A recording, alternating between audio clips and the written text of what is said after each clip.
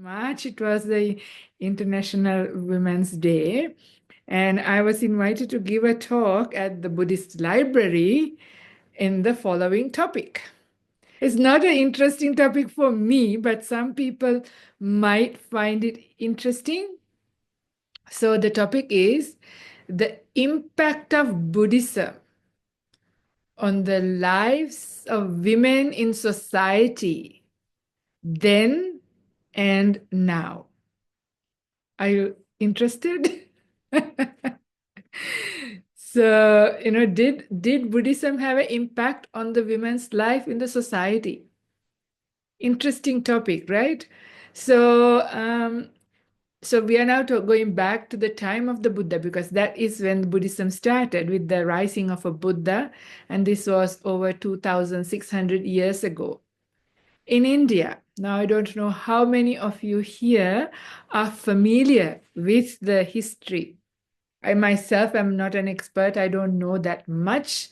I did not do my research, but from what I know or what you may know or have heard, it was quite a different time right to now.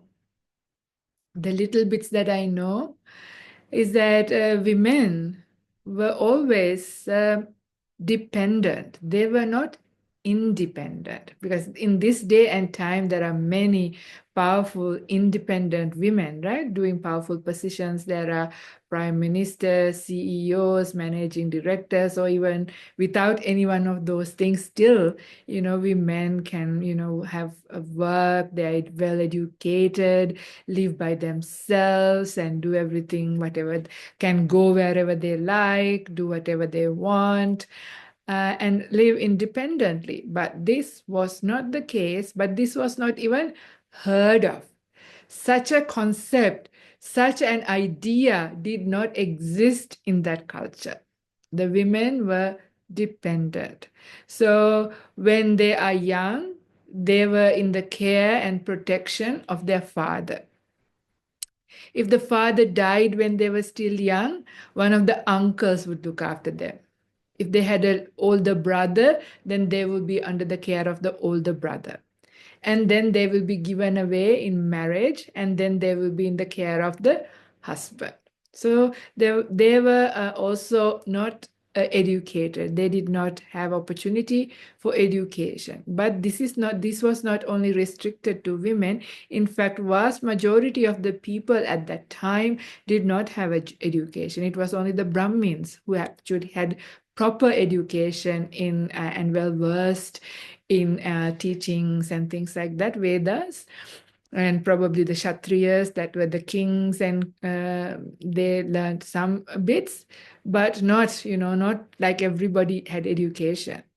So even if you were a Brahmin woman, still did not have that education. That was the culture. But it was accepted. Nobody else was doing it. They were not exposed to anywhere else. So that was the accepted norm. So everybody sort of lived that. So this is where it is very interesting about our perceptions, right? You can see how our views sort of color our perceptions and our understanding and the way we look at the world. So for us right now, as I say these things, some of you must be thinking, oh, how awful, how terrible, how unfair. It shouldn't be the case. I don't know whether such thoughts arose in your mind as you heard this.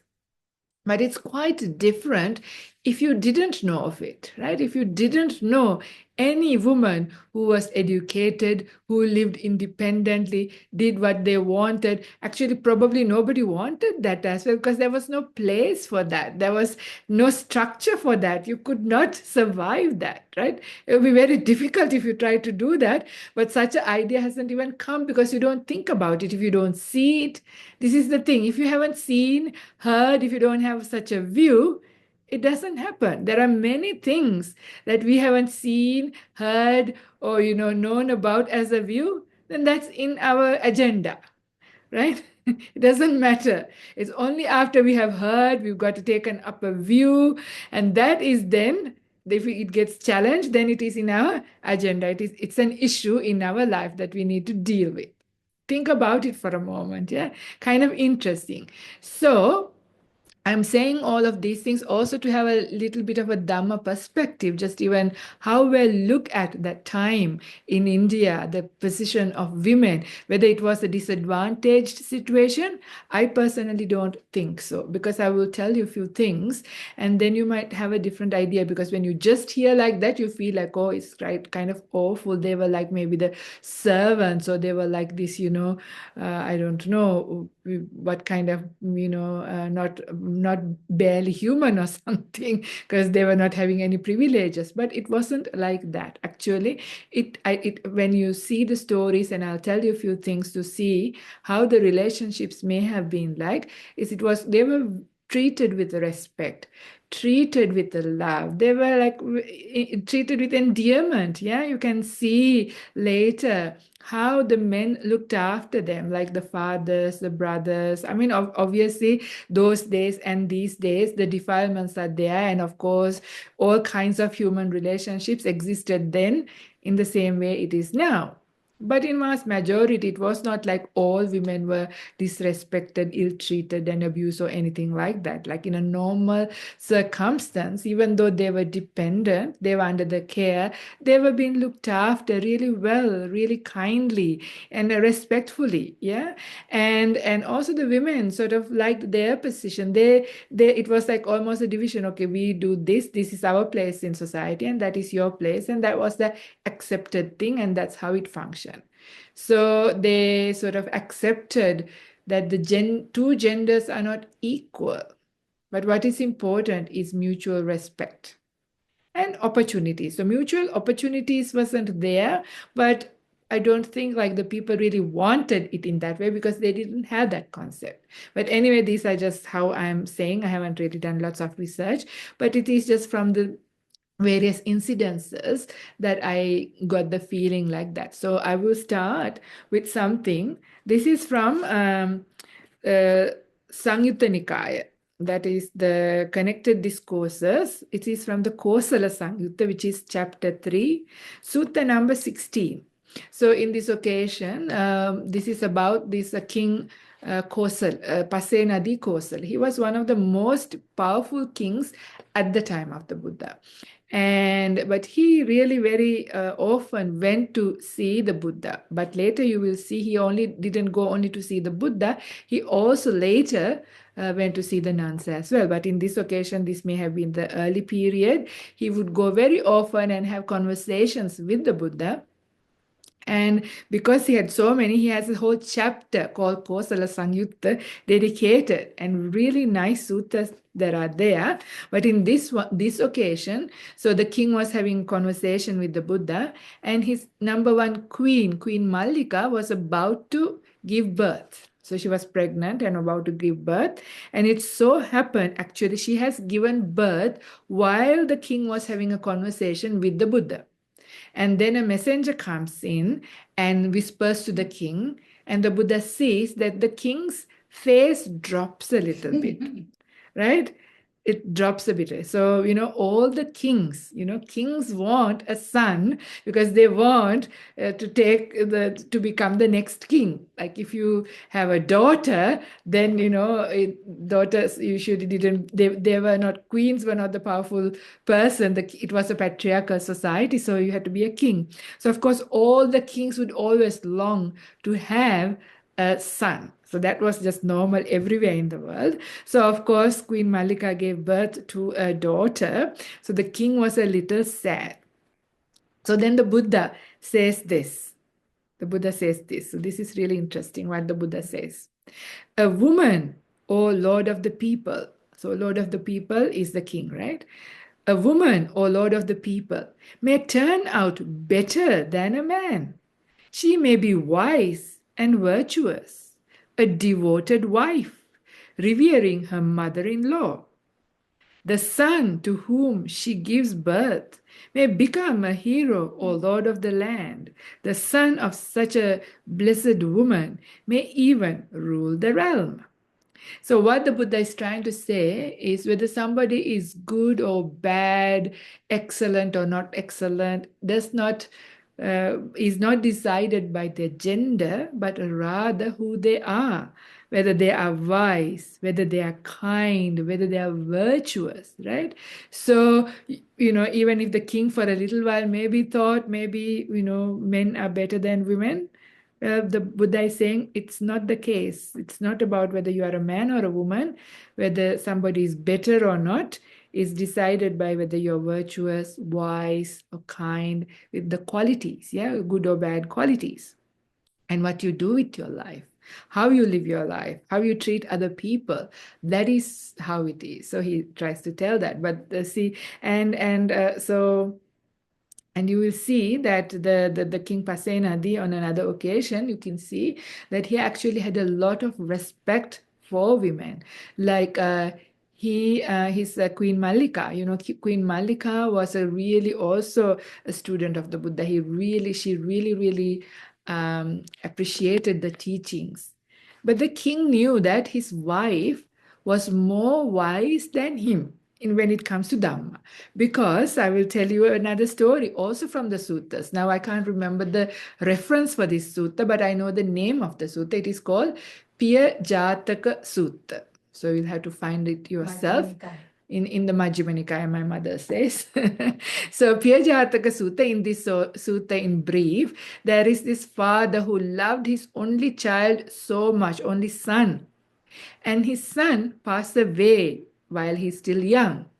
So this father can't really bear the pain of being separated from his only son who he loved so much. So he's even now in the cemetery, in the charnel ground, still holding on to the dead body and crying, beating his breast and saying, "Oh, my son, please come back. Where have you gone, my son?" And he's, lamenting and crying. So the Buddha happens to pass by, and then the Buddha stops for a moment. And then the Buddha says to this father, it is from the ones who are dear, sorrow and pain are born. Right? He says, sorrow or pain result from the ones who are dear, from the ones who are beloved. Do you agree with this? Right? But the father said, "No way. My son, my dearly beloved son, gave me so much happiness. Only happiness and pleasure and joy comes from the loved ones, from beloved ones, from, dear ones." So he disagreed completely. Of course, his mind is not clear, right? Because he's now grieving in deep grief with lots of sadness. So he was very upset with the Buddha. He was very upset, and he was then going back into town, and then he saw some gamblers. So he stopped by a shop, and then he started a conversation, and he said, "Oh, just now I was crying. I was so sad in the charnel ground, and the Buddha came by, and he said that pain, sorrow, grief are born from the ones you love, from your dear ones." And I disagree. And of course, all the gamblers also said, "Yes, yes, we also agree with you. Yes, the Buddha is wrong. Buddha is not telling the right thing." So then this word spread around, because so many people think loved ones, dear ones, they are the ones who give happiness. In general, it's true, right? That's why you call them. They're your loved ones, your family members, your friends. So the dear ones give you happiness, give you joy. So why is the Buddha saying that they give happiness and sorrow and pain? So the word was spreading, and then the King Pasenadi Kosala also came to hear about it. So the king also thought, "Yes, that's right. How come the Buddha is telling something like that?" Then he thought, "But my queen Mallika, she's wise. So I should go and check this matter with the queen." So, and he comes and he says, "Queen Mallika, your teacher, the Buddha, he said like this. What do you have to say like this? This sounds a bit strange. I too agree with all these other people that all the, happiness is born from your loved ones. What is the Buddha talking about here?" And then the Queen Mallika says, my dear king, or my dear husband, or whatever, ask and say, "Do you love your daughter? Yeah, what was the daughter's name? Vajira. Vajira was the name of the daughter. So he asked the king, so do you love your little princess Vajira? The only, this was the one that was born. Now she's a little girl. So of course the king said, of course I love my little princess. I love her so dearly. And then the Queen Malika asked, so, but what happens if she gets sick or even if she might die? The king says, oh, don't even talk about it. Shut up. I don't want to hear anything like that. I don't want to know about it. Oh, it'll be so painful for me. I don't even know. I might even die because of the pain. I can't bear the thought of Princess Vajra getting into pain or even dying. Then Queen Malika asked, what about me? Do you love me? And the king, of course, says, yes, you are my queen number one. I love you so dearly. And then she asked, so but what happens to, and do I give you a lot of joy and happiness? Of course, you give me a lot of joy and happiness, and I love you so much. And then the Queen Malika asked, so what about if I die? If something happens to me again, he says, oh, don't mention that. I don't think I can bear even the thought. It will be so painful. So then the Queen Malika said, so this is what the Buddha was saying, that, sorrow, pain, and grief is born from the one who are dear to you, because this is the danger, this is the big paycheck, right? If our relationships are really, really strong, the attachments are strong, eventually, even by death, we have to be separated from our loved ones, and that is painful. So this is what the Buddha was saying. So this is just a little bit of nice Dhamma, but also the story shows that even though he was like this big king, he was not like proud and didn't think the queen was so stupid, not educated, or anything like that. He actually had a lot of respect to his queen, and went and asked her and also listened. So when the queen explained it, of course, he understood because it made sense. Then he turned to the side where the Buddha was staying at the moment and paid respects to the Buddha. So quite nice to see, right? The relationships. It's in these little stories you can see relationships to understand, like, the mutual respect was there. And then later, again, I will tell all the King Pasena the Kosala stories to just even get an idea of the women's position and how they were treated and what happened. So this is much later. So this is after the nuns order was established. So then this time the king is a bit older. By this time the nuns order is well established.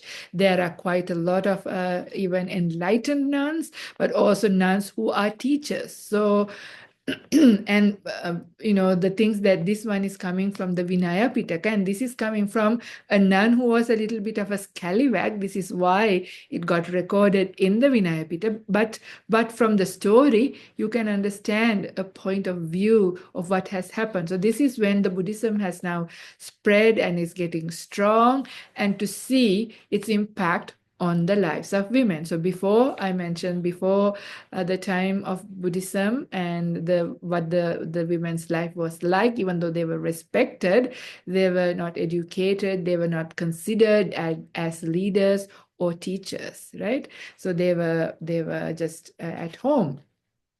So by this time, King Pasena the Kosala also would go frequently to listen to the teachings given by the nuns. So in this occasion, he goes to listen to a nun called Tulananda. So this Tulananda is very, very good at articulating the Dhamma. He's a strong, speaker of the Dhamma, quite well spoken, and so she was quite famous. So of course, King has gone to listen to her sermon and was quite impressed by the teaching he received. And at the end, the king felt like he wanted to give something. So he asked, what can I offer you? What do you need? What is helpful? It was probably a little bit the winter time, and the king was wearing quite an expensive shawl.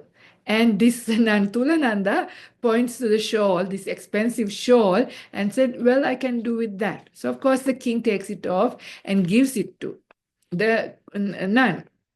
But of course, all the people were sort of saying, how come these ascetics, these nuns, were supposed to be renunciants, want this really expensive, this would be like Gucci or Versace, I don't know, the new brands, that kind of really expensive, something that the king is wearing. How come she wanted that?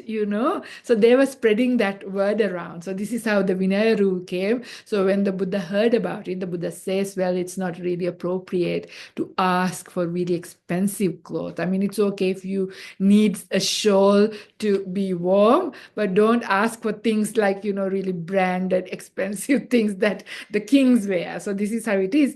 But the story shows that this big king, the most powerful king, was going to a woman, right? A nun, to listen and was inspired. So now the women have become teachers and leaders in the society. And this was obviously a nun who was not enlightened, and in fact, quite far away from enlightenment, right? Because she was greedy, and she, in fact, had a lot of offenses, which is why she's quite famous in the Vinaya Pitaka. But if he was going to this, there were much more powerful nuns, yeah. There were also fully enlightened nuns, and he would have also gone, but they were not recorded because there was no reason to record them. So he would go and listen to all these other nuns as well. So also there is another very sweet story of another enlightened nun, and in this occasion, this sutta is one of the suttas that is recorded, and this sutta is in the Majjhima Nikaya.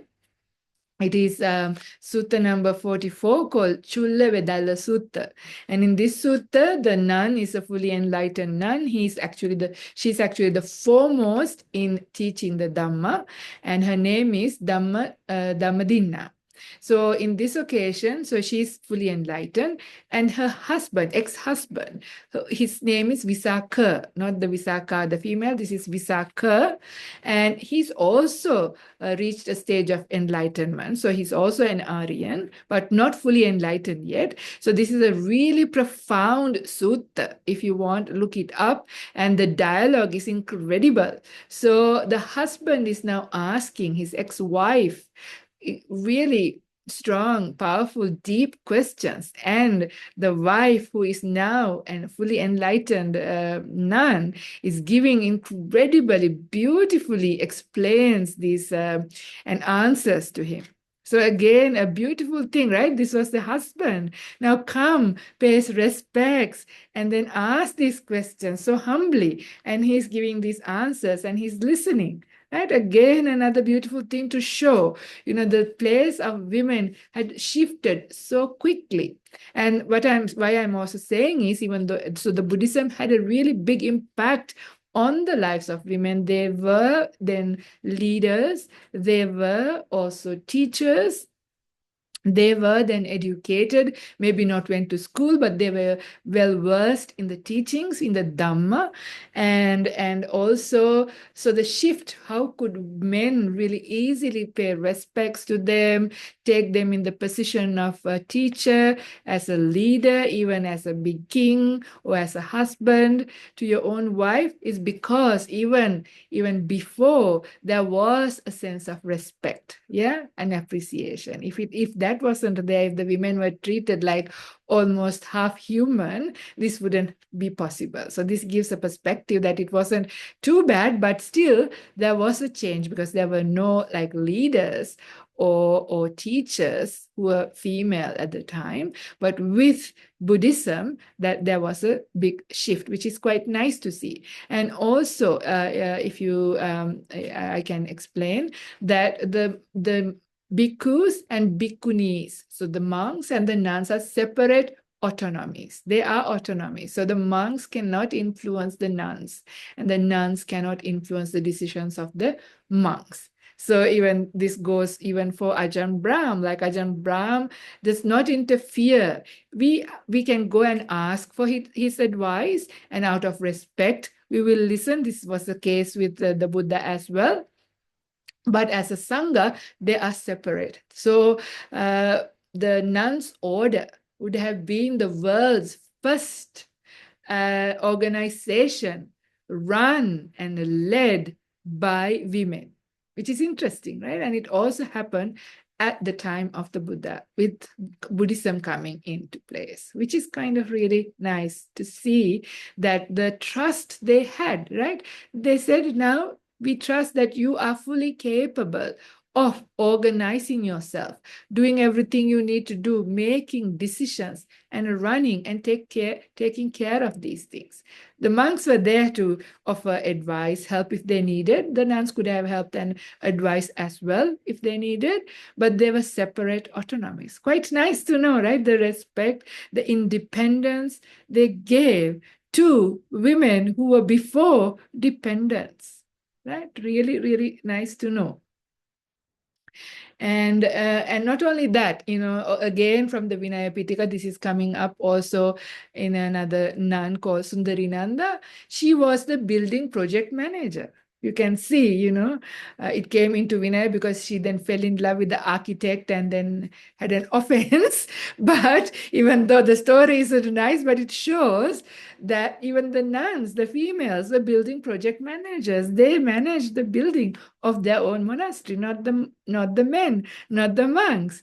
This was at a time. I mean, these days it's not a big deal, right? These days, women are also, there are engineers, there are builders, the women do almost all the careers that men do. They're very educated and in society in the same kind of place.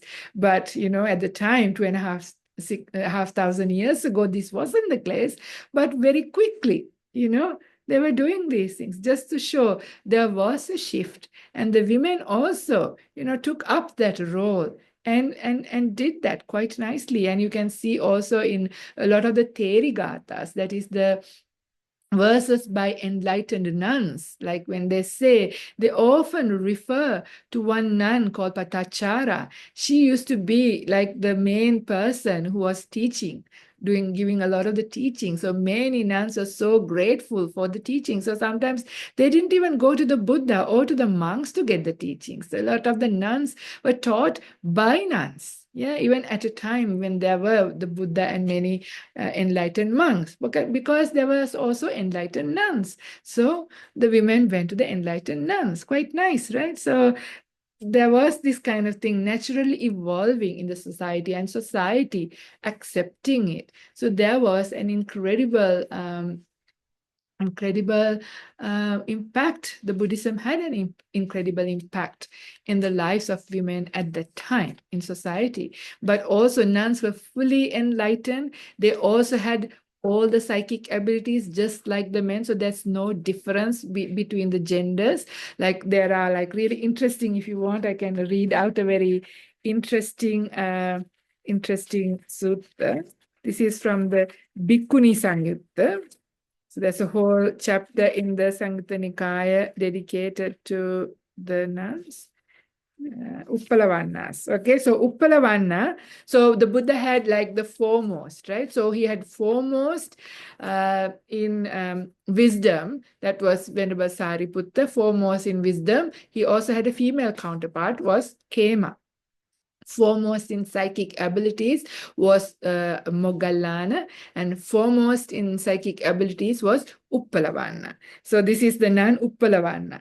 So here, the Mara, the evil one, saw that Uppalavanna was sitting all alone in the forest, and he goes there and he says this. So then the Mara, the evil one, desiring to arouse fear, trepidation, and terror in the Bhikkhuni Uppalavanna, desiring to make her fall away from concentration, approached her and addressed her in verse. So the Mara is saying this now.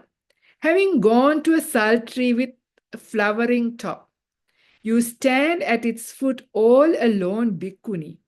There is none whose beauty reveals yours. Foolish girl, aren't you afraid of rogues? Then it occurred to the Bhikkhuni Uppalavanna. Now who is this? This is Mara, the evil one, desiring to make me fall away from concentration.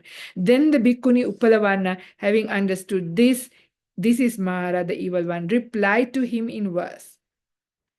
Though 100,000 rogues, just like you, might come here, I stir not a hair I feel no terror. Even alone, Mara, I do not fear you. I can make myself disappear, or I can enter inside your belly. I can stand between your eyebrows, yet you won't catch a glimpse of me. Quite cool, right? This is the nun telling Mara. I am the master of my mind. The bases of power are well developed. I am freed from all bondage. Therefore, I do not fear you, friend. The Mara, the evil one, realized the Bhikkhuni Uppalavanna knows me. Sad and disappointed, disappeared right there. Quite cool, right? So there were really powerful, fully enlightened nuns, even with psychic abilities as well. So quite cool to see the shift, right? The position of women, what happened, and interesting. So there's stories like this just to get an idea. So there was a impact, and it probably carried forward. But then that was the impact of Buddhism in the lives of women in society then. But then I was reflecting, is there an effect of Buddhism in the women's place in society now? This is a bit more complicated because there are many multiple things affecting the place of women in society in the modern world. So therefore it was hard. So I actually tried to look and compare two very strong Buddhist nations, that is Sri Lanka and Thailand, right? And then I tried to look. And when you look into these two countries, Sri Lanka is quite well known to have quite strong women for quite a long time, quite well educated, quite forward. I think Sri Lanka had the first female prime minister. Current prime minister is also female, but I also heard now Thailand has also or had a female prime minister, but in Thailand still the position of women in society is a little bit different. So it was hard to compare whether Buddhism had anything to do with it. It is more like many other things, not just the teachings. So, and when it comes to the Western world, it's really hard to know. So therefore, the question has to be then turned, well, whether man or woman, does Buddhism have an impact on your life? Well, that's an interesting question, right? With that, the quality of your life, not the position of you. Your position is an ego thing anyway. But much more important is your quality of life. Yeah, whether Buddhism has an impact on your life. So this is interesting thing to reflect. And we all know who have been coming and listening to these teachings, who embrace these teachings, who's taken up these wisdom trainings, that you know that you've done that because you have realized there is a positive impact. The Buddhist teachings have a positive impact on our lives. So man or woman, whatever it is, we all have challenges, right? Men have their challenges, women have their challenges. So whatever challenge we have, if we have these teachings, then we have a little bit of an advantage in the sense that we can try to use and apply some of these things. So this is mainly referring to right view, right? This is what right view is, what comes about with the arising of a Buddha. The Buddha is called the eyes of the world, the rising of right view. So right view, as we understand, we speak about this, it's a big subject. It's almost all the teachings go under the topic of right view. So as you understand right view, even as a knowledge, as you internalize it slowly, and you become right view, the more peace you have, yeah, the more easier life is, and you can face challenges in a totally different way. So we have had multiple Dhamma talks talking about all aspects, how to deal with difficult emotions, how to deal with difficult people, how to deal with stress, how to deal with sadness and grief, how to deal with laziness, how to deal with worry, whatever it is. Yeah, or even abuse, discrimination, whatever it is. Yeah, all of these things, these teachings are very helpful. So I was telling you before, like, the women at the time, 2,500 years ago, it wasn't there. The ideas, these views were not there that we have to be, doing all the same things or whatever. That kind of idea wasn't there. Nobody did that, so it wasn't a problem. So you can see how what we take up, a lot of these things are actually wrong views. Now, what I'm going to say next might be a bit challenging for some of you. Some of you may not quite like it, but if you are able to bear with me and take it on board and reflect on it, maybe there is something to what I may say. If it doesn't make any sense, you can leave to one side. So, I mean, I am not of the view that we are equal and we have to have equal rights. Like men and women have to have equal rights.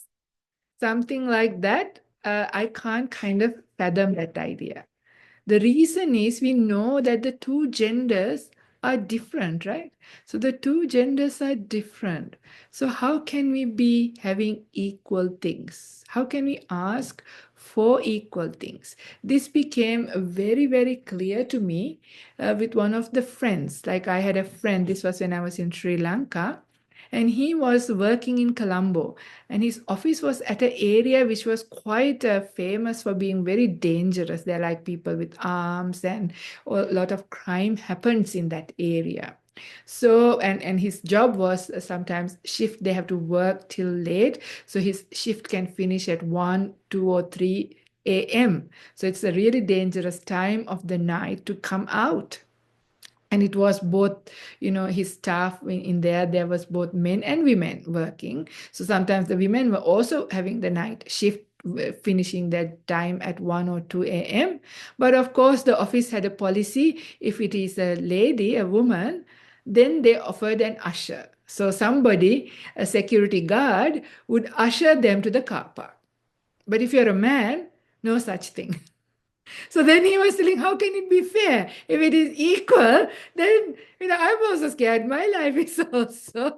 But how come I don't get then? If it is equal, then it has to be treated equally. Either I also need to get an usher, or else nobody gets an usher. Just an example, right? Just to show, we are, the two different, and we have to recognize that we are, and our needs are different, our bodies are different. So therefore it is really important to recognize. So it's at accepting the differences, but what is necessary is equal opportunities, in the sense whatever the people within their capacity want to do, to be able to do that. And most importantly, mutual respect. Now this is what is important. Mutual respect is a good one to fight for if it is not there.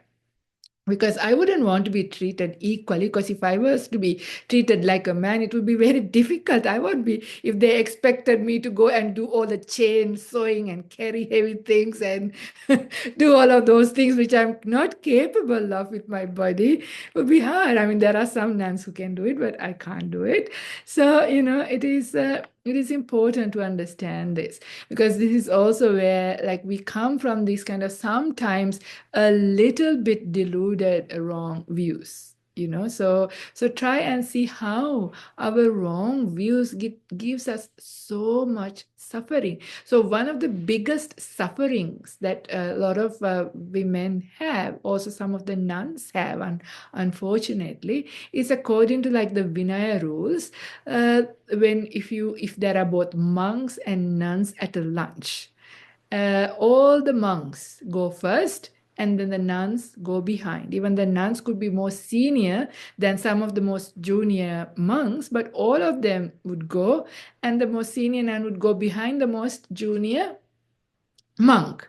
And you'd all go, that's unfair, it can't happen, why is like that, that's discrimination, this is not right, what was the Buddha doing? Yeah, and people actually start blaming the Buddha as well.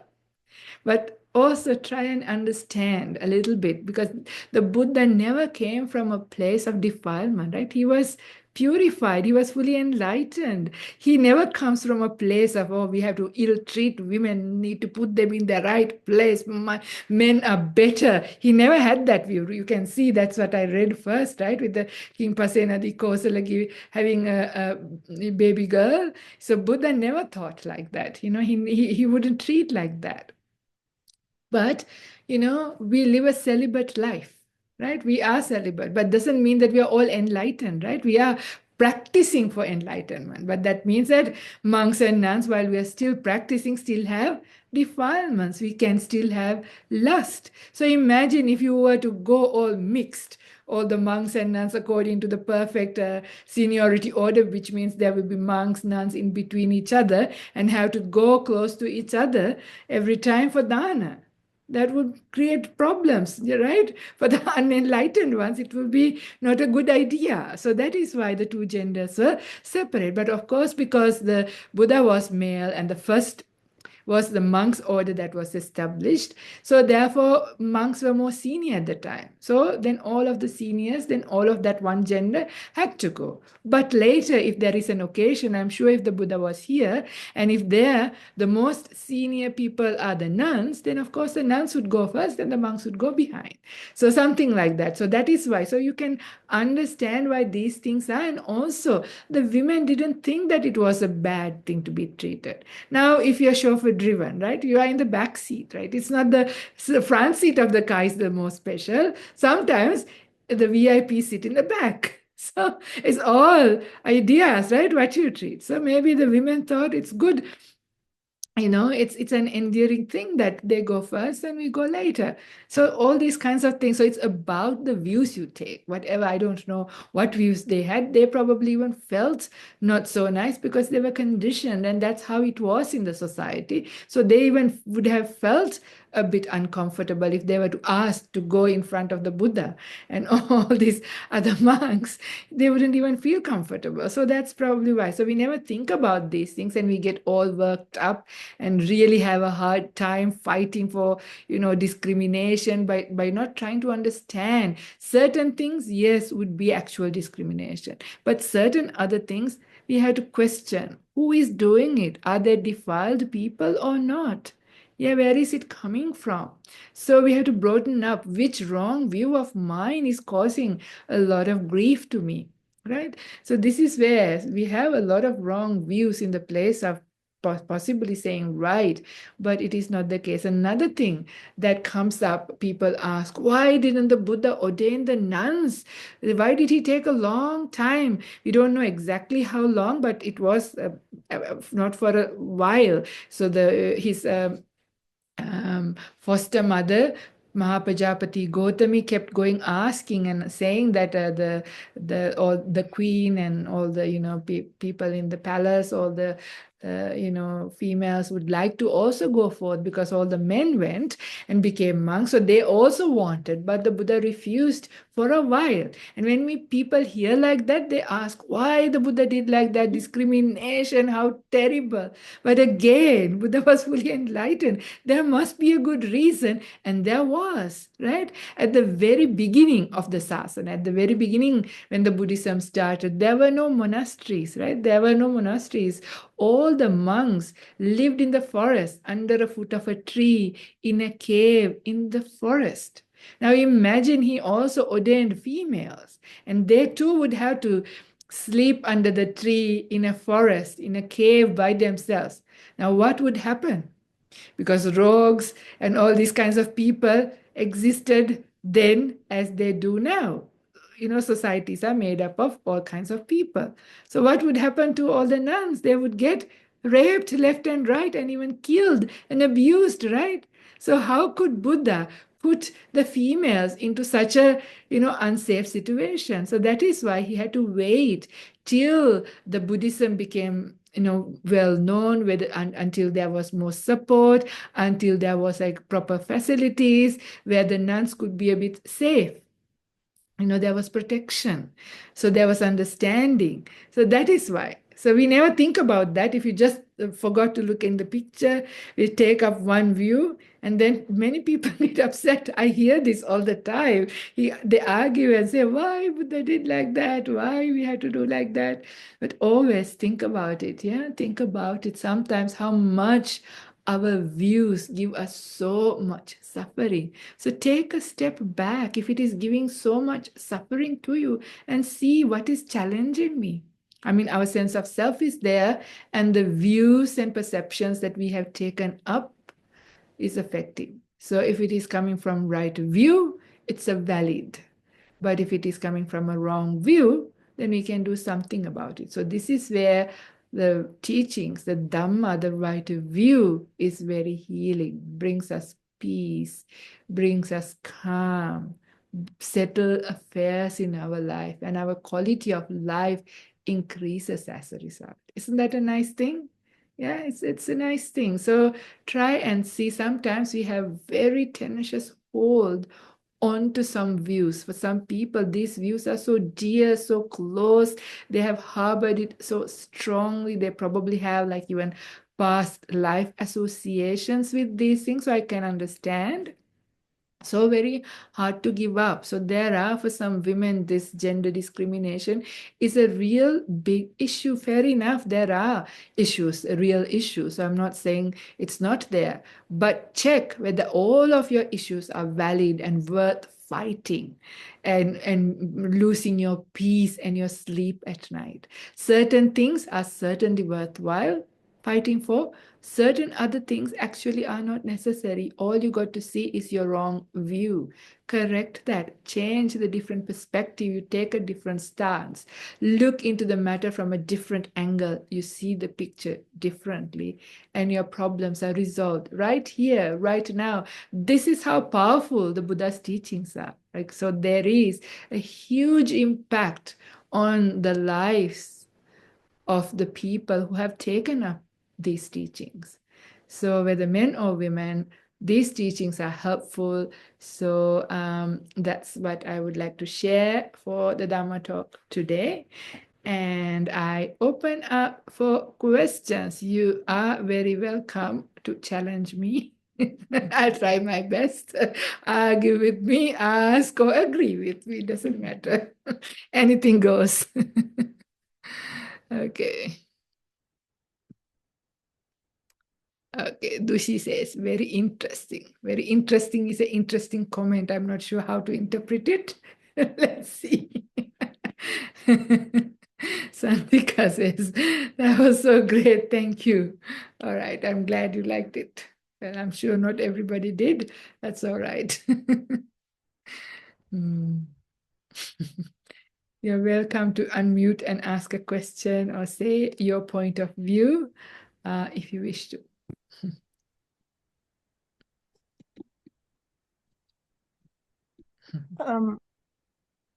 I have a question. Thank you, Venerable. Yes, Heidi. Thank you for the wonderful talk. It was very good. Okay. My question is about wrong views. Mhm. So I sometimes lose friends because I share my views, right? And sometimes you were talking, people get very caught up in their views, very passionate. And so I like to have conversations. I think it's interesting to have different views and just, like, Yeah. I don't think it needs to be anything personal. You know what I mean? Yes. Not everybody feels that way. So would it be better, because, I think sometimes, yeah, my big mouth gets me into trouble.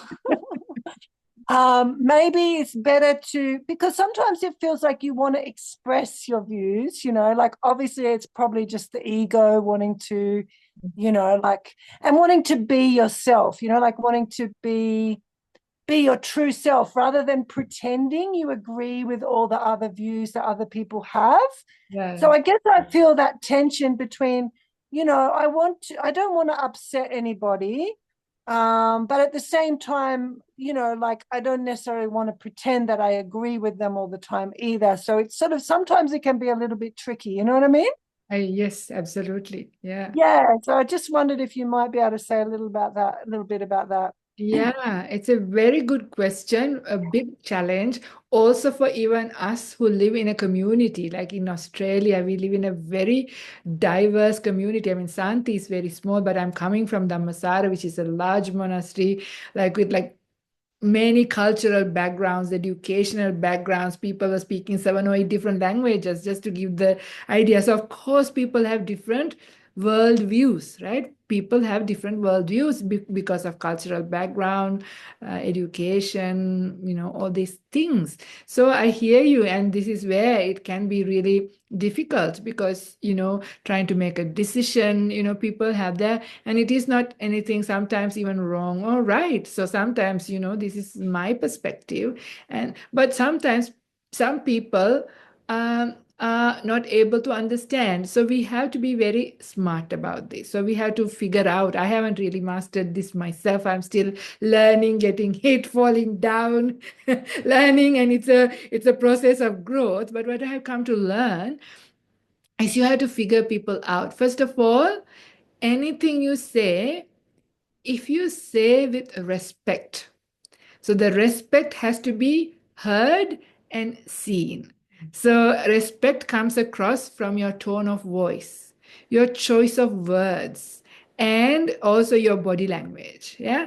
So if the people see that even though what you are saying is completely opposite, but if you see that you're saying it in a very respectful way to them, you're respecting their view, but you are expressing, then things are much better. Conversations can be better. Very often they go pear-shaped when somehow in the heat of our excitement with our view and expressing ourselves, as you rightly said, our sense of ego is there at the background, which is wanting to express ourselves. And when the ego gets involved with the business, there is a little bit of, that voice, the tone, and your demeanor changes into a way that the respect isn't that great at times. So when people feel that, then it's difficult. So make sure that we are calm enough and have enough awareness and mindfulness to check that one and try your best. I haven't mastered this myself. I'm trying. So that's why I'm saying I get it wrong many times. Then I realize that was the problem at that occasion.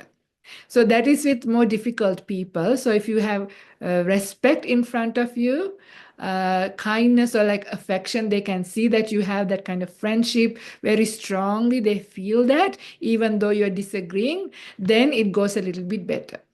Then there are other people, they are actually quite fair people. They are somebody who is, you agree to disagree. Like with certain people, you know that you can agree to disagree and then you can have a very open conversation. Of course, no problem because you can agree to disagree. So that is that kind of people who are wise to that degree and understands, and then you can have a thing. So this is where it is really important. So trust, respect, and affection.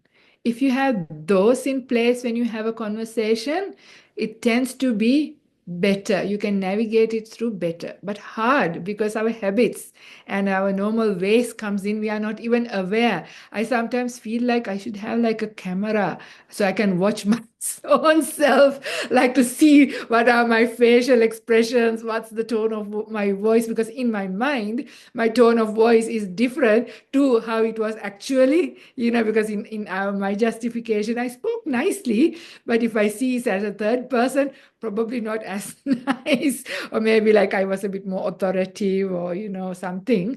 So it's hard for us because we can't really see ourselves. So it takes time and it's hard to change our habits, but slowly, as we get better, and that change also has to come from within. If we try to jump from on top and try to control ourselves, that doesn't work as well. Then it develops another sense of self, that who want to be the good person, who wants to be everybody's friend, and this and that, the goody goody personality, also very dangerous. Then you are not who you are. You're always trying to be somebody else. This is not helpful at all.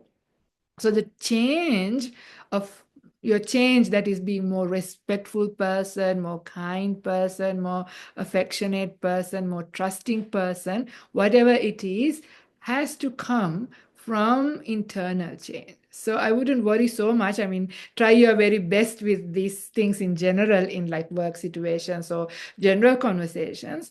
But conversations and expressions are very important and integral part of living life, right? Whether it's family, whether it's work, whether it's in a nuns community, you can't live alone all by yourself without not engaging with other people. You have to communicate. And when you communicate, problems can happen. So a large part is about becoming skillful. But if you're interested, then it is more of doing the right thing, in the sense, the more peaceful you are, right? You tend to get your conversations wrong the more tired you are, the more grumpy you are, the more irritated you're already. When you get into there, more chances that you will do something wrong and something wrong will happen. But the times that you're more peaceful, more wise, so as you get more insights into things, as you grow in the path, that is when the real change will happen. And this takes time. So we have to be patient in the meantime. So you do whatever you can, but don't worry at times when it happens, not to beat ourselves up, but rather focus on doing that slow internal shift. And as insights come, as you learn, that is when these other things will just change naturally. So this is what, anyway, my take on it, and this is how I'm trying to deal with this situation. Well, you can try and see, and if you find something else, tell me about it. I'm interested. Okay. Okay, so there are some more. Okay, Sandika says, Venerable, in your experience, do nuns have more challenges for practicing than monks? For example, having to deal with monthly bodily pains from periods and hormonal variations which affect your mood and emotions, etc., which men don't have. Well, very good question. Thank you for bringing it out right straight out like that. Yes, women, this is nuns. Yes, of course, this will affect, right? But that doesn't mean that men don't have their times. They also have other things. Men also have their high energy times, low energy times, their moods, their hormones as well. Maybe it's more difficult for them. At least ours is very cyclic, so we can almost predict. But I think men's things are much more erratic. For them, it's even harder. So for us, we know, okay, this is this time now. Be careful, retreat back, stay calm, don't go out, go stay in your room or whatever. For them, it's harder. So whether men or women, but yes, but certainly for if you have like really heavy pain, of course it affects, and it has happened.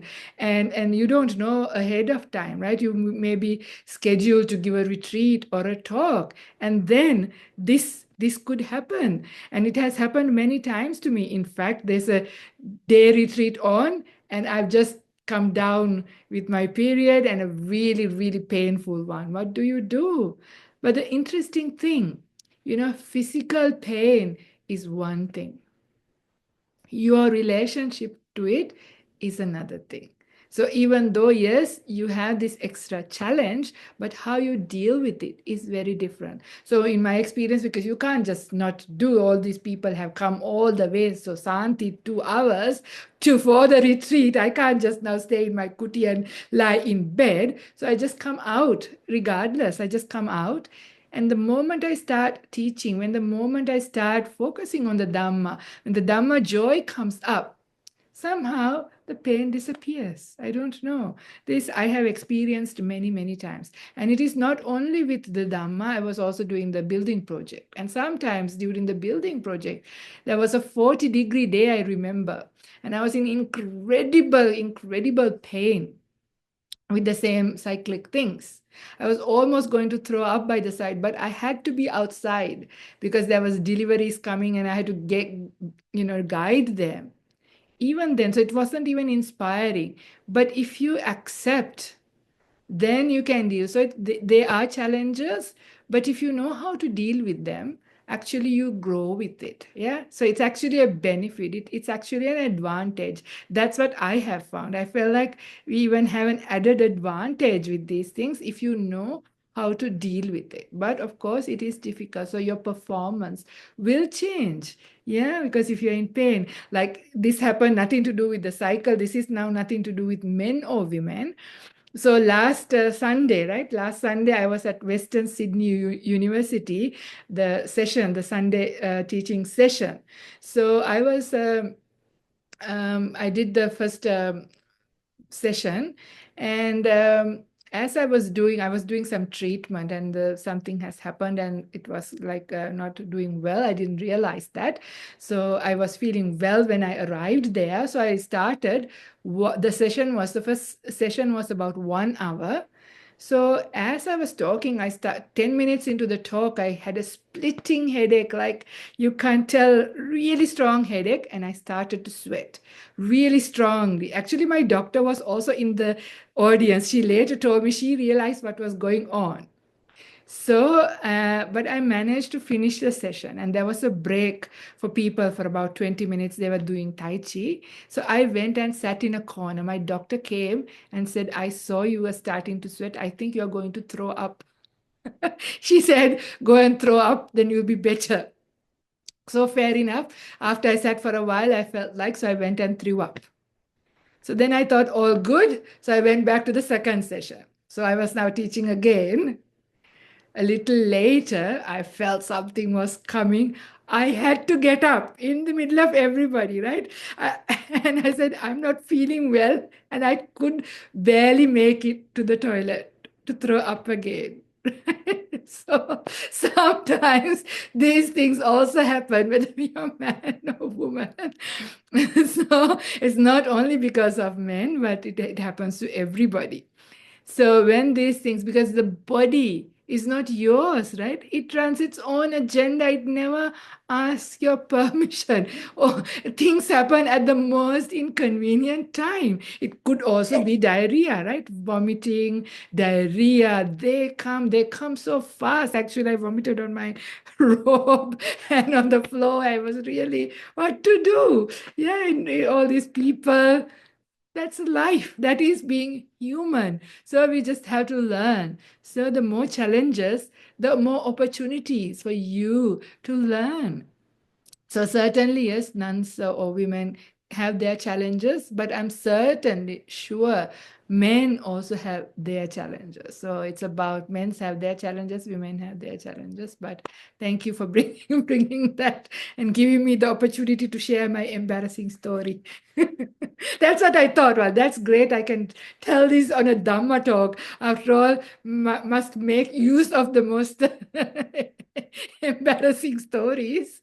So here you are.